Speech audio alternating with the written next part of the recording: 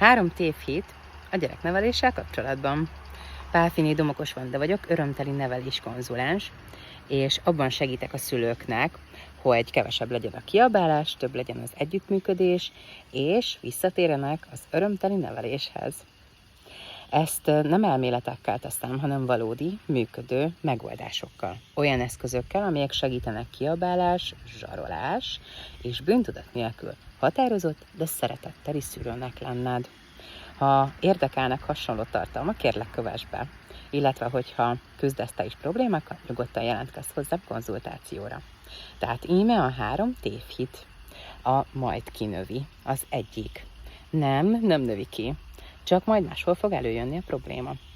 Illetve a következő az, hogy ez minden gyereknél ilyen.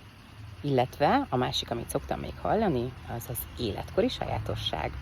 Nem minden gyerek ilyen, és nem életkori sajátosság, hanem bizony egy olyan helyzet, olyan probléma, ami, ha nem oldasz meg most, akkor későbbiekben még nagyobb lehet a gond belőle.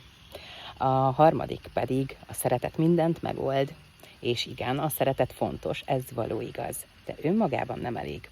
Eszközök is kellenek hozzá, ebben segítek nektek. Keresetek meg!